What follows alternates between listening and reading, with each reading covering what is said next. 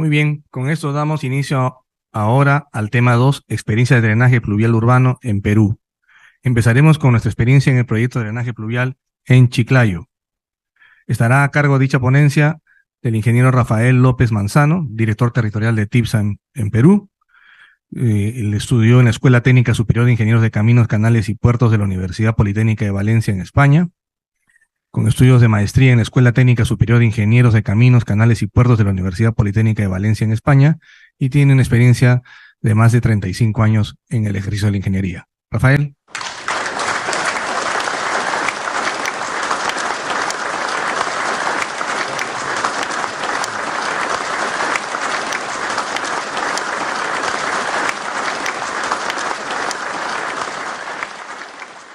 Buenos días con todos.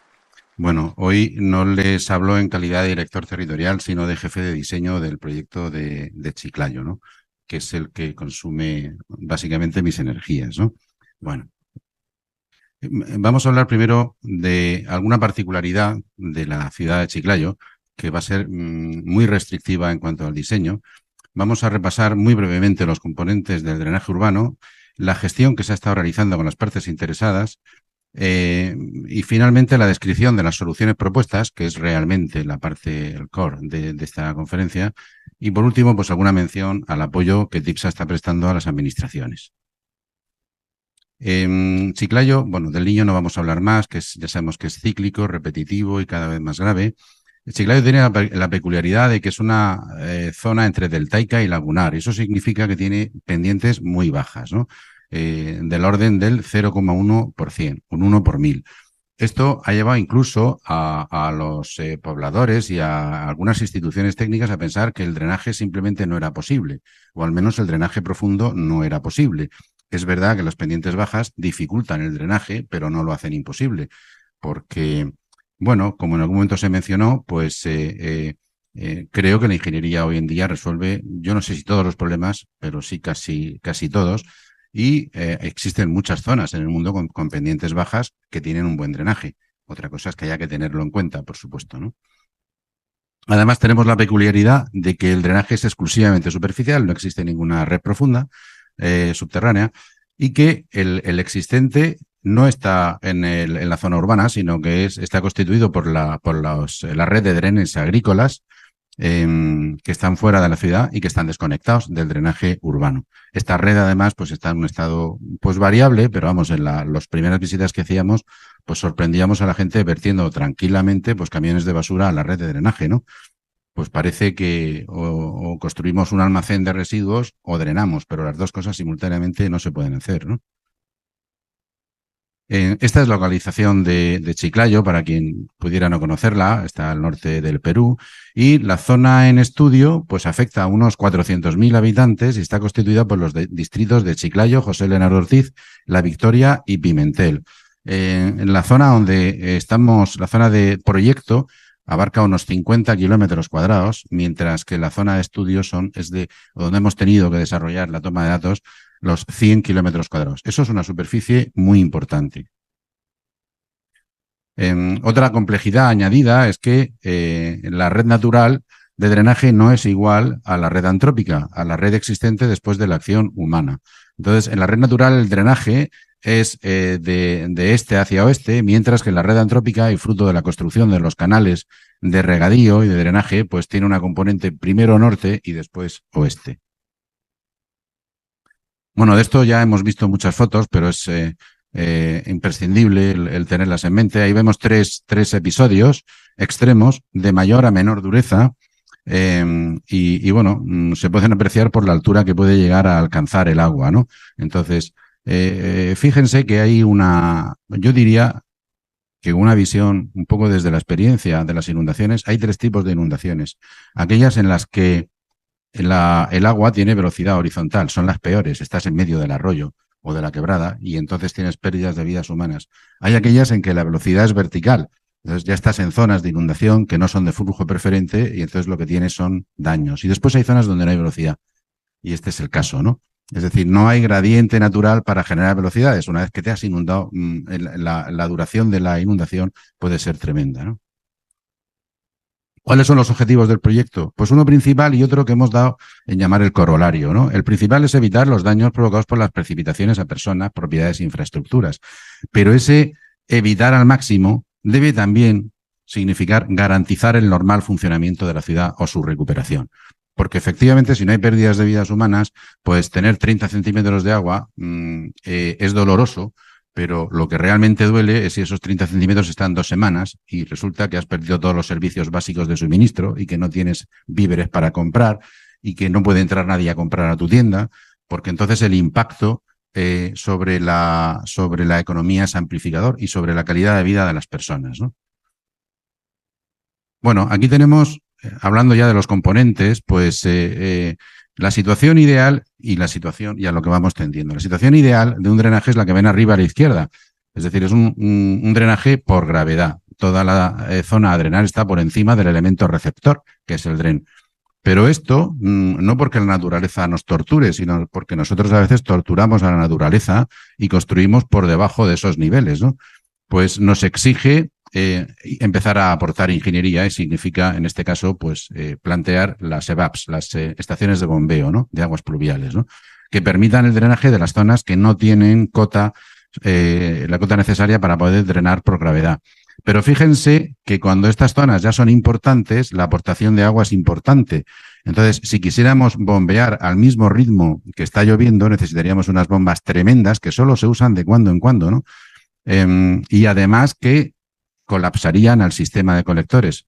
De nuevo aportamos un elemento nuevo ingenieril, que es el del tanque de tormentas o de retención, del que ha hablado también Miguel Ángel, ¿no? Entonces, este tanque, al almacenar volúmenes, pues permite, primero, que esos sistemas de bombeo sean razonables y, en segundo lugar, diferir la circulación de esos caudales con la de la red de gravedad, que sí que los está recogiendo de forma inmediata, ¿no? Y por último, el elemento, el último en llegar, pero no menos importante, el del siglo XXI, del que Sara Perales y Alejandro Martínez nos hablarán después con detenimiento, son los sistemas de drenaje urbano sostenible, que en definitiva compatibilizan la urbanización humanizada con la posibilidad de captar volúmenes que no van a escurrir posteriormente y de almacenar de una manera pues más compatible con los usos urbanísticos y humanos, ¿no? Bueno, estas son las metas físicas del proyecto, que se compone de estructurales y no estructurales. Prefiero verla aquí, donde vemos cómo las afrontamos en el proyecto. Bueno, ya se ha mencionado mucho, pues el punto 1.1 es adecuada infraestructura de recolección. Pues ahí tenemos los sumideros, las rejillas transversales, las canaletas y las cunetas, ¿no? El punto 2 es la estructura de almacenamiento y regulación, y ahí tenemos los tanques de retención y los SUDs, las cunetas verdes, los paquetes filtrantes. El punto 3 es el de la infraestructura de transporte, y ahí tenemos los colectores, subcolectores, las cámaras de inspección y buzones. Y por último, la estructura de evacuación de las aguas pluviales, pues que conseguimos con la adecuación de drenes y construcción de estaciones de bombeo. Con lo cual, ven que el sistema integral de drenaje está cubriendo perfectamente las metas del proyecto. En cuanto a medidas no estructurales, aquí nuestro papel es menor, es de transición hacia el contratista que venga después y que será el que tendrá que implantarlas, y hacen referencia a la creación de la unidad orgánica de gestión, a la dotación de medios, a la presencia de personal con capacidades, a la existencia de instrumentos de gestión y a la sensibilización de la población. Todo esto nosotros lo estamos comenzando con la socialización del proyecto, y también lo plantearemos a través de los términos de referencia para selección del contratista.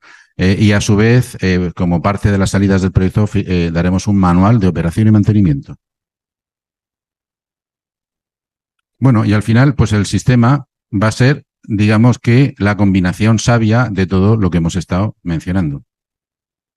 Bueno, en cuanto a la gestión de involucrados en el proyecto, pues se ha desarrollado siguiendo un plan de gestión social, en el cual hemos involucrado a todo el equipo de proyecto y hemos involucrado también pues a todos los stakeholders que han querido presentarse, la población, las instituciones, la sociedad civil, el colegio de ingenieros. Creo que a todos los hemos escuchado y además, los hechos demuestran que hemos tenido en cuenta tanto como ha sido posible, sus propuestas, ¿no?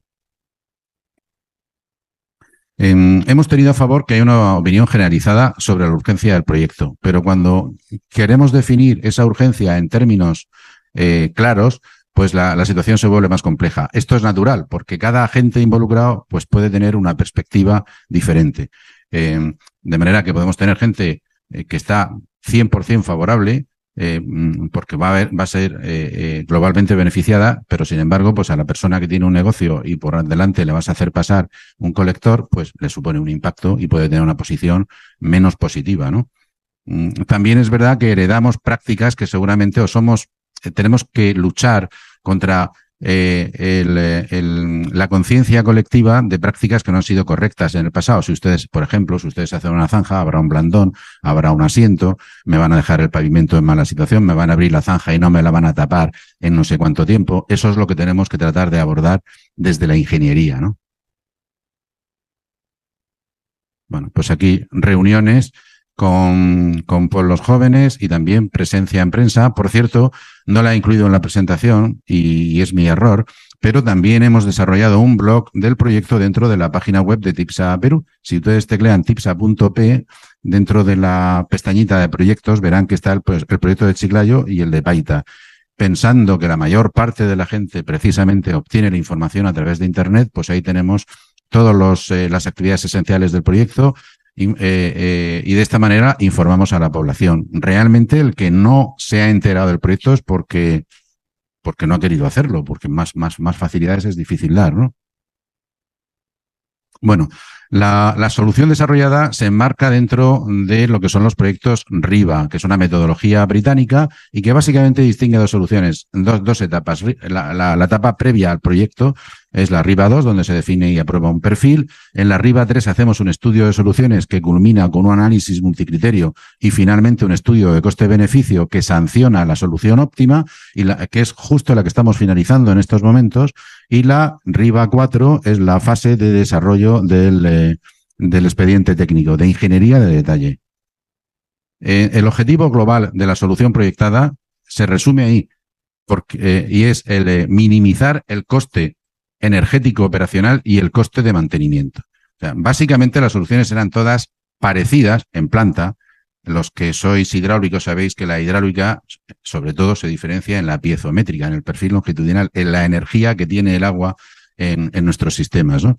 Entonces, sobre todo la concepción del proyecto podía optimizar el que haya más o menos estaciones de bombeo, el que haya más o menos tanques. Nosotros partíamos de más de 60 tanques de retención en la solución de perfil y en la solución que estamos proponiendo hay solamente 9 tanques. Esto creo que es una optimización enorme porque impacta mucho menos, es una solución mucho más económica y mucho más eficaz. Y asimismo hemos tratado de evitar las estaciones de bombeo en la medida de lo posible. Eso indefectiblemente lleva a que tienes que poner tubos un poquito más grandes y un poquito más profundos para evitar las zonas de drenaje forzado mediante estaciones de bombeo.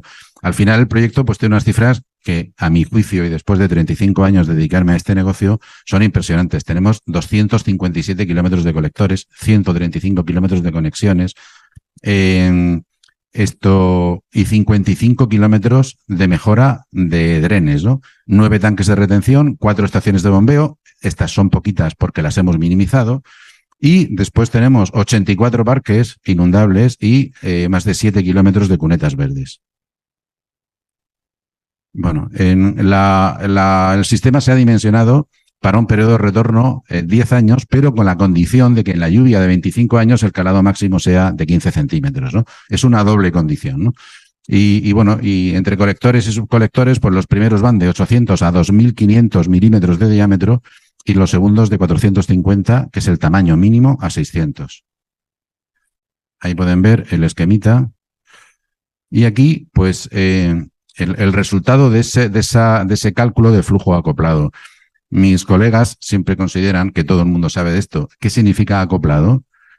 Significa, o sea, el límite de todo esto que estamos haciendo se basa en lo siguiente, en que tenemos una red superficial donde el agua puede circular en cualquier dirección, por tanto es bidimensional, mientras que tenemos una red profunda unidimensional constituida por todos los colectores. Y lo del acoplado significa que ambas redes se afectan entre sí. El agua puede bajar desde la red superficial a la profunda, natural, y lo que es menos natural es que si la red profunda entra en carga, el agua puede subir para arriba. De manera que, y eso es lo que hace tremendamente complejo esto, cada sistema afecta al otro, ¿no? Bueno, acabo ya. En volúmenes de retención, en tanques tenemos al final unos 44.000. Eso significa que el volumen medio del tanque está en torno a los 5.000 metros cúbicos. Las estaciones de bombeo tienen caudales pues que como máximo llegan a 1.500 litros por segundo. Esto igual parece una cifra baja, pero si alguien ha visto salir un chorro de agua de 1.500 litros por segundo, sabrá que no es cualquier cosa, o sea, detraemos 44.000 metros cúbicos de la avenida, es un porcentaje muy pequeño, y lo almacenamos en redes. Este es un esquema típico de tanque, ya se ha hablado mucho de ello. Este es un esquema típico de estación de bombeo, también se ha hablado de ello. Y estos son los drenes. Tenemos dos secciones tipo de drenes. Una, la inmensa mayoría, es la trapezoidal, con un revestimiento de geoceldas y geomallas. Y donde el espacio es insuficiente, recurrimos a la sección rectangular que ven arriba, ¿no? Y aquí pues la disposición de todos los SUTs, donde podemos ver que en volumen tenemos otros 42.000 metros cúbicos almacenados en SUTs. O sea, son del mismo orden que los tanques de retención. Y por último, pues TIPSA está apoyando a las administraciones públicas, particularmente al COED, pues le hemos indicado las salidas de nuestras modelizaciones sin proyecto para que sepan qué volúmenes van a tener que gestionar y dónde los van a tener que gestionar. Así sabrán, en el caso de que venga el niño antes de la realización, la ejecución del proyecto, pues dónde tienen que prestar más atención e incluso dimensionar los medios de evacuación del agua. Gracias, Rafael, por tu presentación. Bueno.